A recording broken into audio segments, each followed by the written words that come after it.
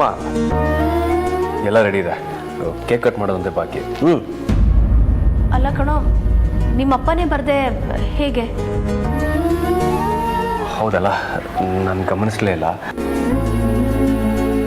ಮಾವನ ಅವಾಗಲೇ ಕರೆದ್ಬಿಟ್ಟು ಬಂದೆ, ಏನು ಮಾಡ್ತಾ ಇದ್ದಾರೋ ಏನು. ನಾನು ಹೋಗ್ಬಿಟ್ಟು ಕರ್ಕೊಂಡು ಬರ್ತೀನಿ ರೀ. ಅಮೃತ, ನೀನು ಹೋಗ್ಬೇಡ, ನಾನೇ ಹೋಗ್ತೀನಿ. ಅಜ್ಜಿ, ಮೊದಲೇ ನೀವು ಕಾಲು ನೋವು ಅಂತ ಹೇಳ್ತಾ ಇರ್ತೀರಾ, ಸುಮ್ಮನೆ ಯಾಕೆ ಆಯಾಸ ಮಾಡ್ಕೋತೀರಾ? ನಾನು ಹೋಗ್ಬಿಟ್ಟು ಕರೆದ್ಬಿಟ್ಟು ಬರ್ತೀನಿ. ನೋಡು, ಆಯಾಸ ಆದರೆ ನನಗಾಗತ್ತೆ, ನಿನ್ಗಲ್ವಲ್ಲ. ಈ ಮನೇಲಿ ಯಾರು ನನಗೆ ಎದುರು ಮಾತಾಡಬಾರ್ದಷ್ಟೇ.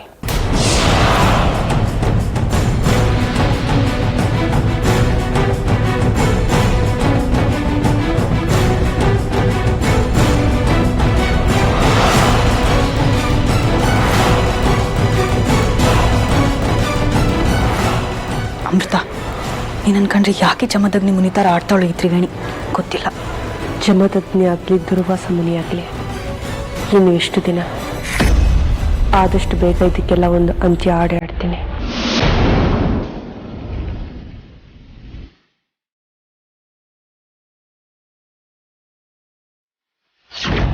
ವಿಷ್ಣು ಅದು ಹೇಗೆ ಹೊರಗೆ ಬಂದ?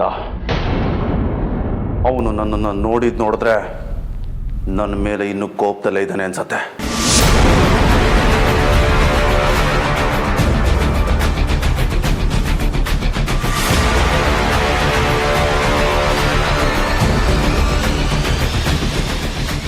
ರುದ್ರ,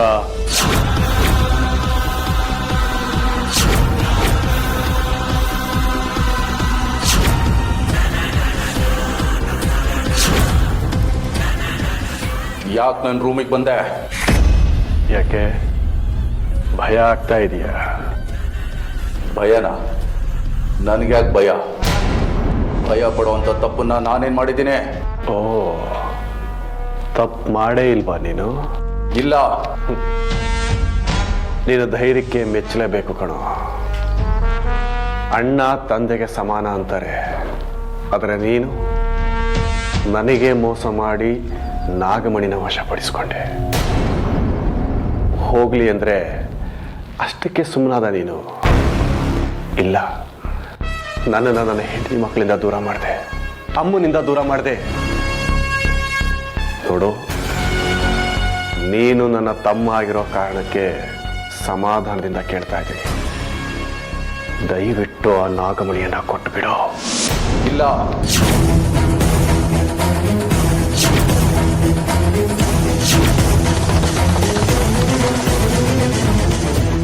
ನೋಡು, ನಿನ್ನ ಹಠ ನಿನಗೆ ಒಳ್ಳೇದು ಮಾಡುತ್ತೆ ಅಂತ ಅಂದ್ಕೊಂಡಿದ್ರೆ ಅದು ನಿನ್ನ ತಪ್ಪು ಕಲ್ಪನೆ. ಬದಲಿಗೆ ಅದು ನಿನ್ನ ಸಾವಿಗೆ ನಾಂದಿ ಹಾಡುತ್ತೆ.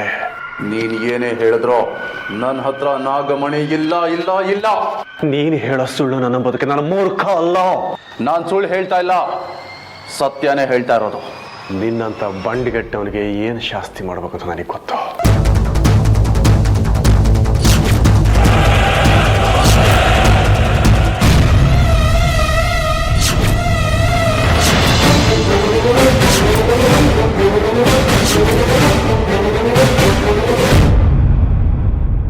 ಬೇಡ ಬೇಡಣ, ನನ್ನ ಮಾತನ್ನು ಕೇಳೋ. ಏಯ್, ನೀನು ಯಾವತ್ತು ನನಗೆ ದ್ರೋಹ ಮಾಡಿದೆಯೋ ಅವತ್ತೇ ಈ ಭೂಮಿ ಮೇಲೆ ಬದುಕೋ ಹಕ್ಕನ್ನು ಕಳ್ಕೊಂಡೆ.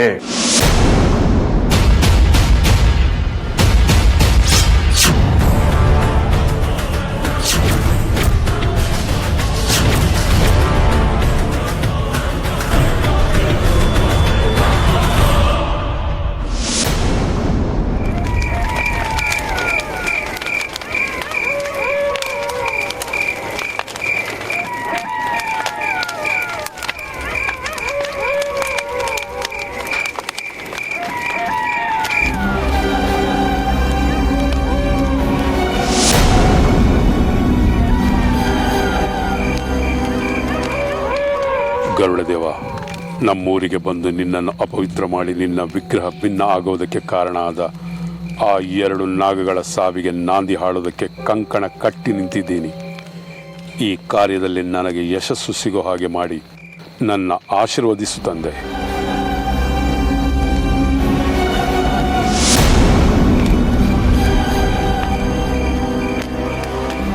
ನೋಡು ಶತ್ರುಘ್ನ, ನಾನು ನಿನಗೊಂದು ಬೀಜ ಮಂತ್ರವನ್ನು ಹೇಳಿಕೊಡ್ತೀನಿ.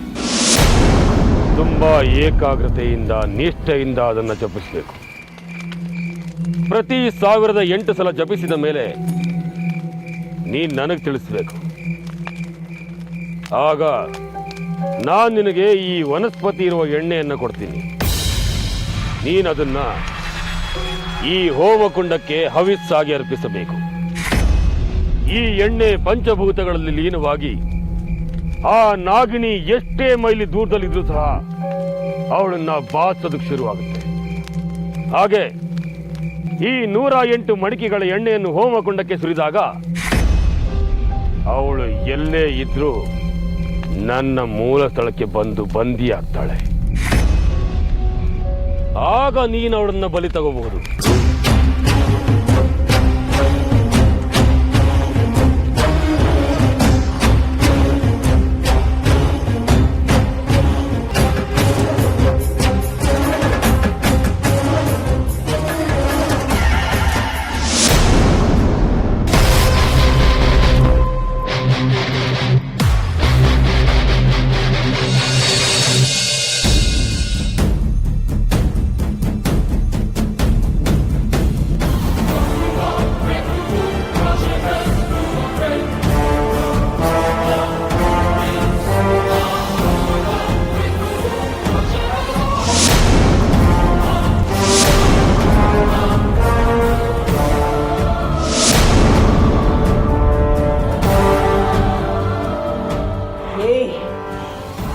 ಏನೋ ಮಾಡಕ್ ಹೊಟ್ಟಿದ್ಯಾ ನೀನು?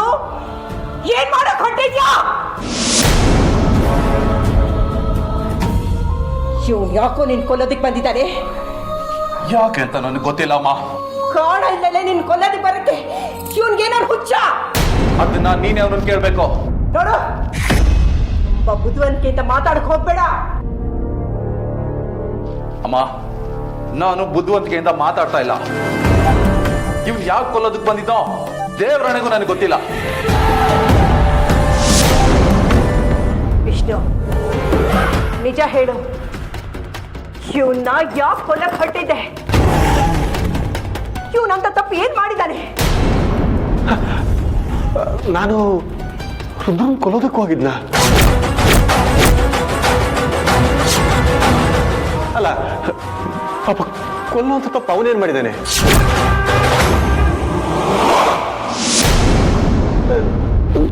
ನಾನ್ಯಾಕೆ ರುದ್ರನ್ ಕೊಲ್ಲಿ?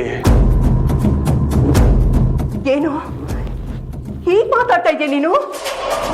ನೀನ್ ಏನ್ ಮಾಡಕ್ ಹೋಗಿದ್ದೆ ಅಂತ ನಿನಗೆ ಗೊತ್ತಿಲ್ವಾ? ಓ, ಇದು ಯಾರ ಕೆಲಸ ಅಂತ ನನಗೆ ಈಗ ಗೊತ್ತಾಗ್ತಾ ಇದೆ. ಯಾರ್ದು? ಆ ನಾಗಿಣಿ. ಅಂದ್ರೆ ನಾನು ರೂಮ್ನಲ್ಲಿದ್ನ, ಒಂದು ಬಿಳಿ ಹಾವಿನ ಆತ್ಮ ಬಂತು ರೂಮಲ್ಲಿ. ಹಾಗೆ ನಿಧಾನವಾಗಿ ನನ್ನ ದೇಹದೊಳಗೆ ಸೇರ್ಕೊಡ್ತು. ಅಲ್ಲಿ ತನಕ ಮಾತ್ರ ನಾನು ನೆನಪಿರೋದು. ಆಮೇಲೆ ನನಗೆ ಎಚ್ಚರಾಗಿದ್ದು ನೀನು ನನ್ನ ಕೈ ತಡೆದಾಗ್ಲೇ. ಏನ್ ಹೇಳ್ತಾ ಇದ್ಯಾ? ಅಂದ್ರೆ ಆ ನಾಗಿನಿ ಆತ್ಮ ನಿನ್ ದೇಹದಲ್ಲಿ ಸೇರ್ಕೊಂಡು ರುದ್ರನ್ನ ಕೊಲ್ಲೋದಕ್ಕೆ ಪ್ರಯತ್ನ ಪಡ್ತು ಅಂತ ಹೇಳ್ತಾ ಇದೀಯಾ? ಅರ್ಥ ಅಲ್ಲಮ್ಮ, ಆಗಿರೋದೇ ಅದು. ಆ ನಾಗಿಣಿಗೆ ರುದ್ರನ್ ಕಂಡ್ರೆ ಮೊದಲ ಎಷ್ಟೊಂದು ದ್ವೇಷ ರೋಷ ಇದೆ ಅಂತ ನಿನಗೂ ಗೊತ್ತಲ್ಲ. ಅವಳೇ ಒಂದ್ಸಲ ರುದ್ರನ್ನ ಕೊಂದಿದ್ಲು ಕೂಡ. ಈಗ ಮತ್ತೊಂದ್ಸಲ ನನ್ನ ಕೈಯಾರೆ ರುದ್ರನ್ನ ಕೊಲ್ಲೋದಕ್ಕೆ ನೋಡ್ತಾ ಇದ್ದಾಳೆ. ಅವಳ ಕಾಟ ಯಾಕೋ ಬರ್ತಾ ಬರ್ತಾ ಅತಿ ಆಗೋಯ್ತು. ನೋಡಿ, ಏನಾದ್ರೂ ಆಗ್ಲಿ, ರುದ್ರ ನೀನ್ ಸ್ವಲ್ಪ ಹುಷಾರಾಗಿರಪ್ಪ. ಸರಿ ಅಮ್ಮ. ನೀವಿಬ್ಬರು ಕೆಳಗಡೆ ಬನ್ನಿ. ಹೇಮ ನಿಮ್ಗೋಸ್ಕರ ಕಾಯ್ತಾ ಇದ್ದಾರೆ.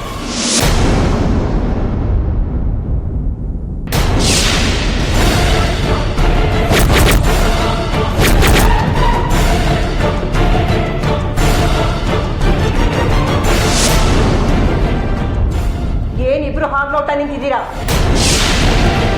ಕೆಳಗಡೆ ಬನ್ನಿ ಅಂತ ಹೇಳಿದೆ ತಾನೆ?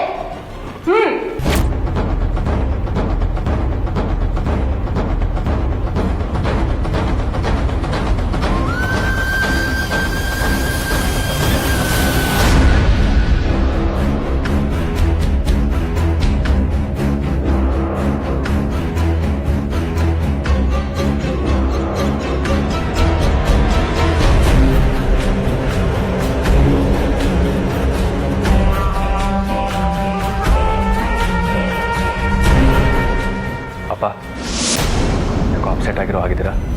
ಏನಾಯ್ತು? ನಿಮ್ಮಪ್ಪ ನಿಮ್ ಚಿಕ್ಕಪ್ಪನ ಕೊಲ್ಲಕ್ ಹೋಗಿದ್ರು.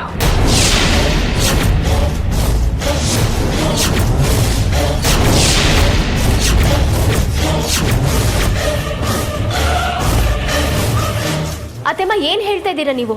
ನಿಜನಾ? ಹೌದು ಹೇಮ. ಆದ್ರೆ ಯಾಕೆ? ಆ ನಾಗಿನಿ ಬಂದು ನಿಮ್ಮಪ್ಪನ ಮೈಯಲ್ಲಿ ಸೇರ್ಕೊಂಡಿದ್ಲಂತೆ.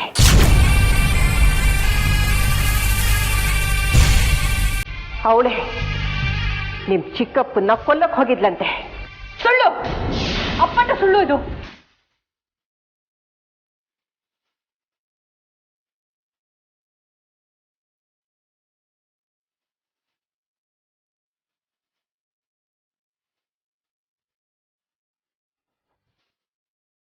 ಅಜ್ಜಿ ಹೇಳಿದ ಮಾತು ಸುಳ್ಳು ಅಂತ ನಿಮ್ಗೆ ಹೇಗೆ ಗೊತ್ತು?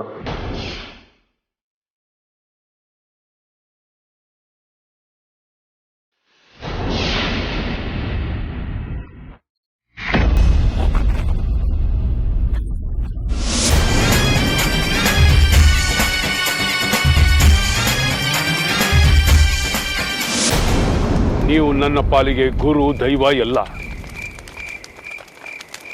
ನಿಮ್ಮಿಂದ ನನ್ನ ಜನ್ಮ, ಜೀವನ ಎಲ್ಲ ಸಾರ್ಥಕ ಆಗುವ ಲಕ್ಷಣಗಳು ಕಾಣ್ತಾ ಇದೆ. ಸರಿ, ನಿನ್ನ ವಿಶ್ವಾಸವೇ ನಿನ್ನ ವಿಜಯಕ್ಕೆ ಮೆಟ್ಟಿಲುಗಳು.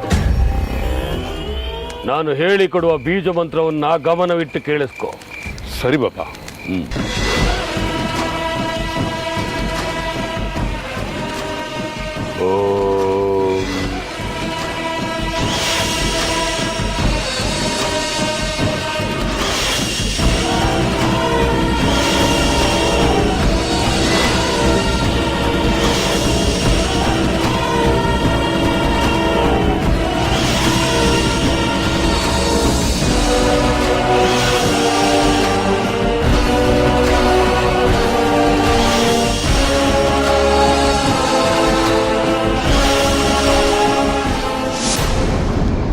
ಅಮೃತವ್ರೆ, ನಿಮ್ಮನ್ನೇ ಕೇಳ್ತಾ ಇರೋದು. ಸುಳ್ಳು ಅಂತ ಹೇಗೆ ಹೇಳ್ತಾ ಇದ್ದೀರಾ? ಅಮೃತ ಯಾಕೆ ಹಾಗೆ ಹೇಳ್ತಾ ಇದ್ದಾಳೆ ಅಂದರೆ, ಸತ್ತಿರೋರ ಆತ್ಮ ಮಾತ್ರ ಬದುಕಿರೋರ ದೇಹದಲ್ಲಿ ಸೇರೋದಕ್ಕೆ ಸಾಧ್ಯ. ಆದರೆ ನಾಗಿನಿ ಇನ್ನೂ ಬದುಕಿದ್ದಾಳೆ, ಅದಕ್ಕೆ ಅಮೃತ ಹಾಗೆ ಹೇಳ್ತಿದ್ದಾಳೆ.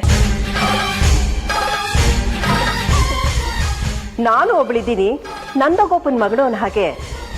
ಎಲ್ಲದಕ್ಕೂ ನೀನು ಅಮೃತನ ವಹಿಸ್ಕೊಂಡು ಬರ್ತೀಯಲ್ಲ, ಯಾಕೆ?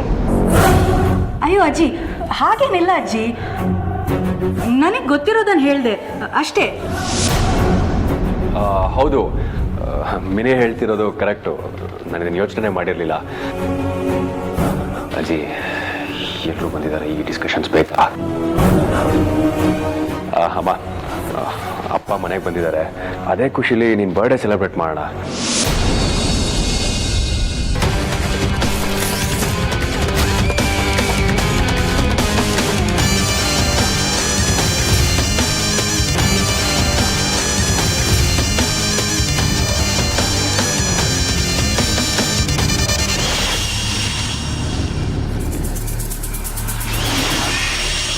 ಈ ಮಂತ್ರವನ್ನ ನೀನು ಮನಸ್ಸಿನಲ್ಲಿ ಜಪಿಸಬೇಕು.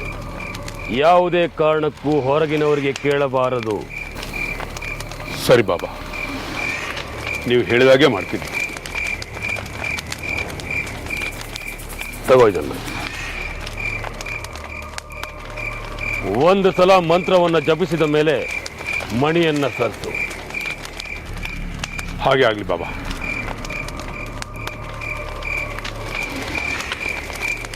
ಜೈ ಮಹಾಕಾಲ.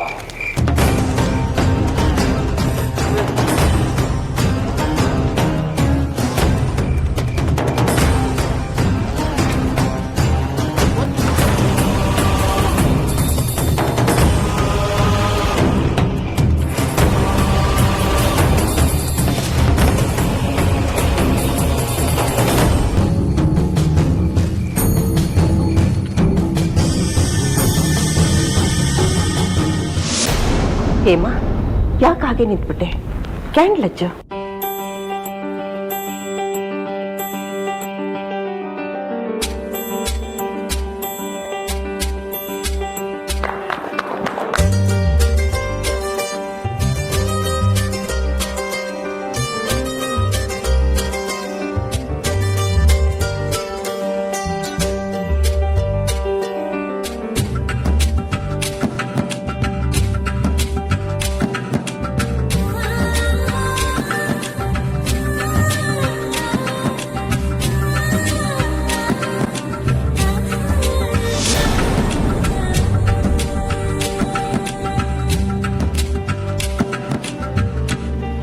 ಮೊದಲು ನಿನ್ನ ಗಂಡನ ತಿನ್ಸು.